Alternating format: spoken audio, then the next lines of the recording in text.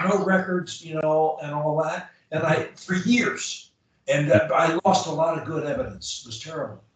Okay, so good morning, good afternoon, good evening, whoever and wherever you are. This is Coach Lee, and we're working on speech anxiety. And at this time, I'm talking with my buddy Nick. Say hello, Nick. Hello, guys. And Nick is from Finland, and he began stuttering at age 6. He said in those days, which was I first talked to him several months ago, February, March, around there, and mainly repeat. He said he did mainly repeats and blocks and silences with some grimaces. He said authorities, phones, and class were his main problems. He's 26 at the moment, and 70% of his conversations under pressure resulted in bad incidents. And he said that well over half of his conversations were under pressure. Is that correct? Yes, sir, it is correct. Yeah. Okay. Now, he had a number of therapies. I'm not going to go into them because it doesn't really matter. But they involve talking in a monotone and wearing a device on your neck and and a lot of things that felt unnatural to him and required tremendous focus. He didn't like them. He came to us, and he hasn't had, and we've been through the usual things, talking about crutches and speech plans in half a dozen Skypes or so. I don't know how many, and he posted his stop stuttering story a little bit ago, didn't you? Didn't you post it a little bit ago? Yes, sir. Yes, sir, I did. Yeah, on May. Yeah. Okay, and so I'm gonna put that down. Hold on. Posted SSS in May. Yeah. And he told me that he could say any individual word anywhere, anytime. And he just told me a few minutes ago before we started this recording that his last bad incident was 2.5. That is when he humiliated himself with his stuttering, was 2.5 months ago. Is that correct? Did I get that? It is correct. Yeah. And did you then tell me that you were using basically crutches and speech plans as a method of avoiding having those humiliating incidents? Did you tell me that just now? Yeah.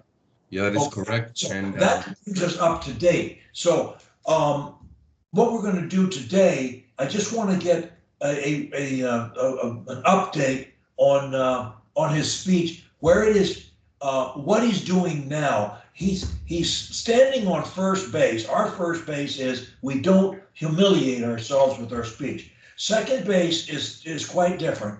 It's we don't think and plan words and fear them and maneuver around them. That doesn't necessarily result in stuttering, but it threatens it all the time. So we call it the planning word stage, and that's second base. Where do you think you are? Are you planning words at all to speak of? So, first of all, Coach, I moved back to Greece about a month ago, and before doing before moving here, I was in a better stage. But since I moved back here, I haven't had the time to do the 1, 2, 3 punch as I would like. I know that sounds like an excuse, but to answer your question, um, when I moved, I didn't think about words, but slowly, after not doing my 1, 2, 3 punch as much as I should, it started to creep up on me. And this week again, I'm fighting it tooth and nail, and I'm trying my best. What should you do? What should you do to stop them? What do you need to do? So it's truly, as you know, and truly an automatic response. So whenever I know that I have to make a phone call, I already start thinking about the words, the conversation, Oh, and all no, that, no, and I no, have no, to no. What shut should it you off. do? What should you do? Ah, What should you do? Tell me. well, what I am doing is I'm saying my affirmations, and I'm saying Okay, speaking when requires. you start to have fear of a Yeah. conversation, you should be thinking your speech plan. Hmm. You should be, what is your speech? You shouldn't open your yap, on that phone call or whatever it is you're worried about until unless you're thinking your speech plan. What is your pressure speech plan? So it's short increments, word linkage, extreme pronunciation, and modulation or passion. You forgot one word, stop.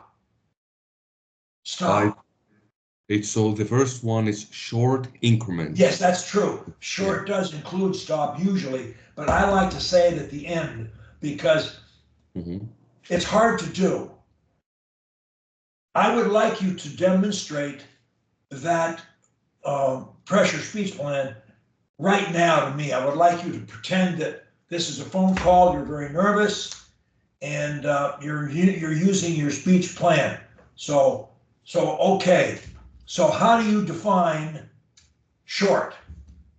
So I define short as 1 to 5 word increments or so. Okay, I'll accept that. And what does or so mean? Uh, well, in your book, it's 1 to 7, but when we really want to keep it short, it's 1 to 5 or 1 to 3 words. Correct. And or so means gives you a latitude of we don't count words. I've never counted words in my life. I don't want you to count them because that puts the focus on the wrong thing. The focus should not be on words. It should be on thoughts. I'm hungry. I'm tired. I need to do this. I need to ask you this. I need to help you do that. You have a thought. Your thought is king. Your brain has the job of giving you of producing the words. You don't have that job. Your brain does. Your brain breathes for you. That's not your job. Your brain takes care of that. Your brain blinks your eyes. It does lots of other things. It grows hair. It does all kinds of stuff. These are not your jobs. Your job is your message and how you say it. How can you say your message like you mean it, Nick? That's the key. Yeah. Think about your message, mate. Words have never been your problem, and they're not your problem now, and they never will be your problem unless you make them your problem. And you're not going to do that anymore because you know it is a problem. So you're not going to do it. You're going to stop stepping in that hole. So short means, and there's no bad. What does stop mean? 1 to 2 second stop. Okay, and what is a second? 1001, 1002. Okay, so stopping for a full second, anything less than that is just a pause and leads to no stops, leads to continuums, leads to pressure, leads to problems.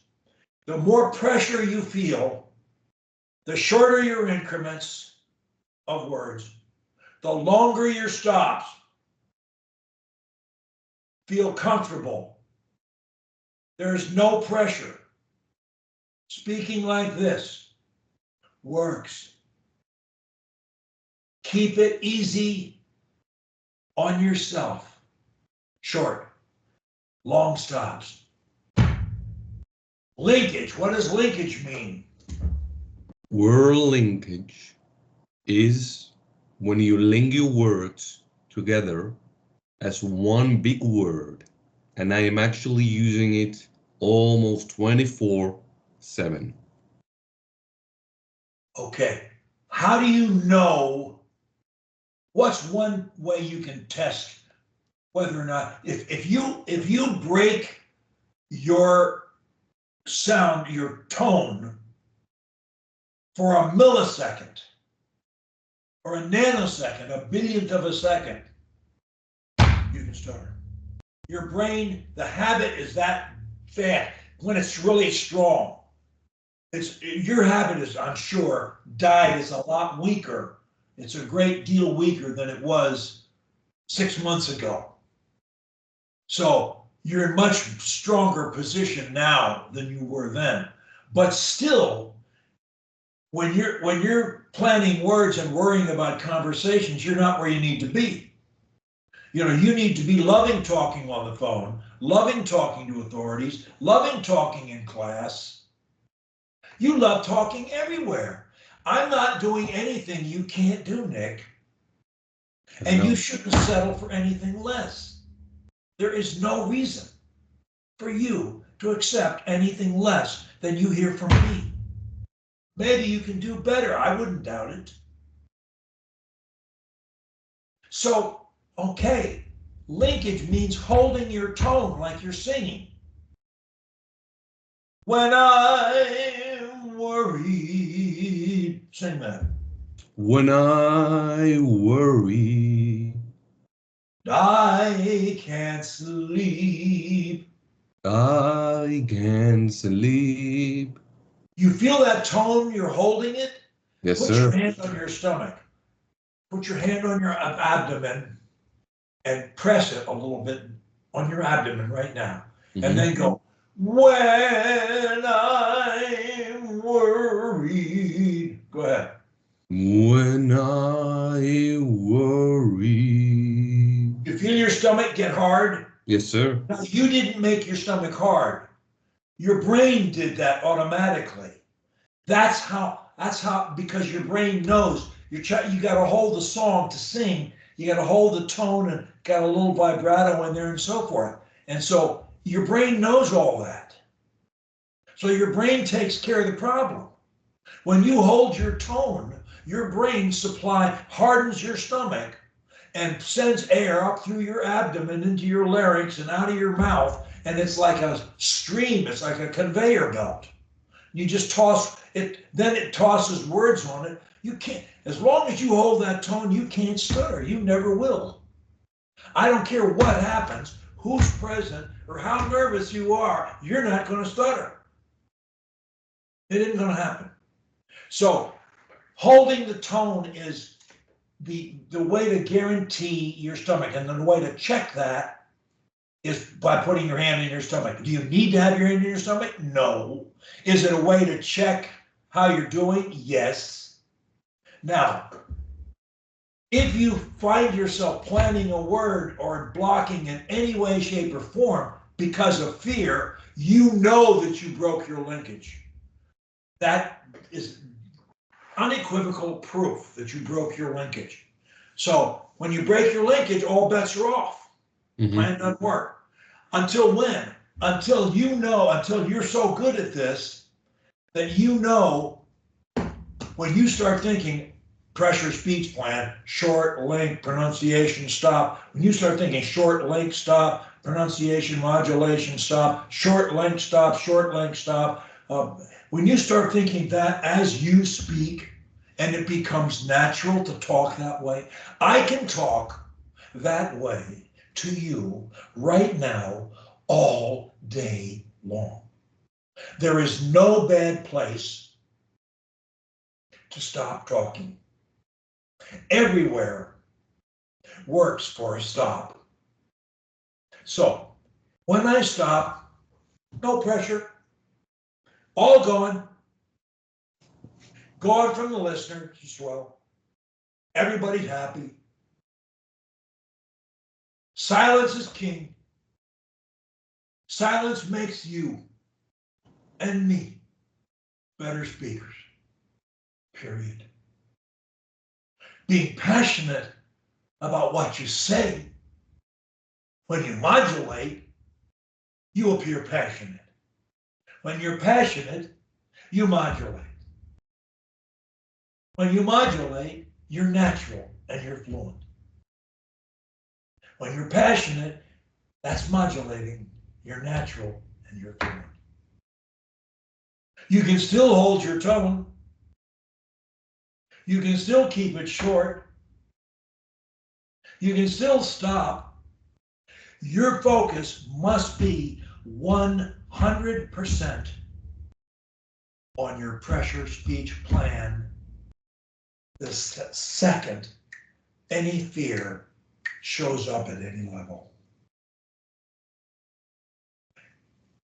And when you have done this enough to be able to look in the mirror and say, I know I can use my speech plan anywhere, anytime, with anybody, in any circumstance. Audiences do not change my ability to use my pressure speech plan. When you know in here and in here that you can do that, the fear will start going. And eventually it'll be like me. I have no fear. Yeah.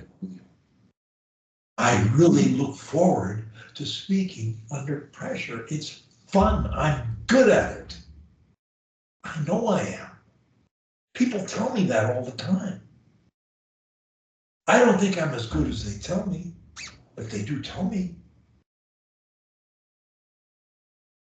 I was talking with somebody yesterday. They're not as fluent as you are, but they were telling me about all the people. Now, this is a person who has like 7 stutterers in her family. Oh, wow. Uncles, grandfathers, fathers, siblings. And she's been telling me how they are telling her how much her speech has improved. It's not as good as yours, not nearly as good. Yours doesn't, your speech sounds like you never stuttered in your life. I mean, you're fooling everybody. You're tricking us all into thinking that you're just one of these people who never stutter. Like Patricia sounds, Clifton, people like that. You're getting close to that. The fact that you have fear is almost laughable to a listener. They wouldn't believe it. They think you're being funny or something. Are you being funny? No, sir, I'm not. But you got a great speaking voice, a good presence. You sound great. But until you believe in your heart and your brain that there's a reason for this. You've got systems and methods that work. You've got brain, you've retrained, you've remapped your mind.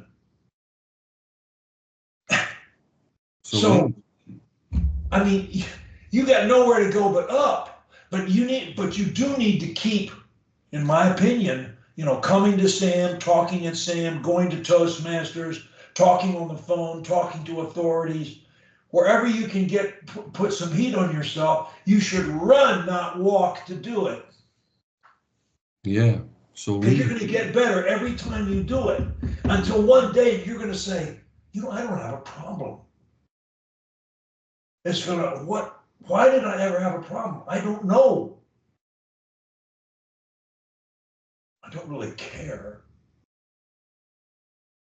I'm too busy having a good time talking. You've got to celebrate your fluency for the rest of your life, every single day. You should always stay a member of WSSA, 27 cents a day for life. Yeah, for sure. And when you inherit a gold mine or an oil well, make WSSA your #1 charity, because it's helping a lot of people like you. All ages, sizes, shapes, cultures, creeds, religions, you name it. We don't care. Stuttering is bullshit. I actually got one question for you. How would you deal with pressure and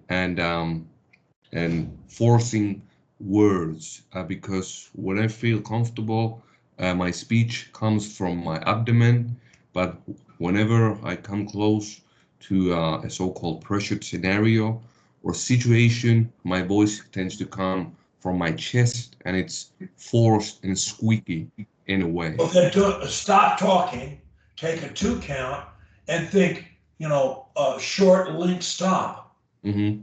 If you can say the first word, which you can, with ah or or Mm-hmm. insert a word, well, so, and, or say another word, or use the first syllable of the problem word as a sound once, whatever, or modulate it, go high, low, high. You know to say the first word. Once you've said the first word, you're home free. Why? Because you can link to a stop over and over all day long.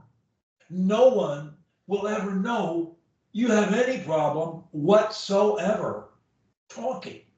You sound like a speaker, not like a problem person. Mm-hmm.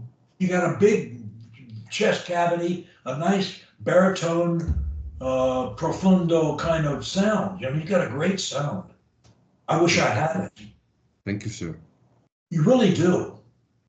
And you're ahead of most people right now.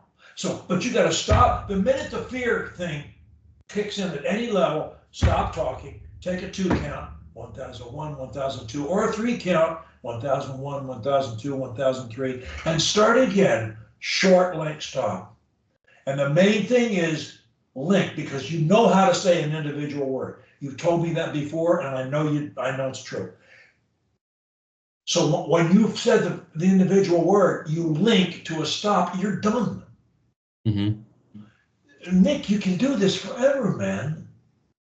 Yeah. The audience does not matter. So you stop talking, take a 2 count, start again, short link stop. If you can do it thinking just pronunciation, great, some people can. Or just thinking passion, modulation, great. But short link stop, I know is going to work. It's always going to work. Short If link you stop. link, it's always going to work, Nick. You're never going off the cliff again. You know how not to do it. You Yes, just sir, I pull do. back, you don't do it. You got a parachute. Yeah. But you have to do it enough times so that you accept the fact of how good you are. You're kind of like a tennis player who could beat all these people, but keeps thinking, I can't beat them, and he loses to them. You're not beating anybody. The game is about yourself. It's Nick versus Nick. That's the only person in this game. You're in total control of this game. You're going to win it if you will try and be consistent. Mm-hmm. That's all it takes. I'm surprised we're having this discussion, but Oh, I'm really? glad we are. Oh, yes. Because all I hear from you is, you sound great. Every time you open your mouth, you sound great. So what am I going to think? You've tricked me into believing you're totally fluent. Yeah. Now, you want to do your Sam talk? Yes, sir. Yes, sir, I do. So Yeah. let's start that. And I'm gonna turn this recording off because you're gonna do your Sam talk on, was it Saturday or some other time?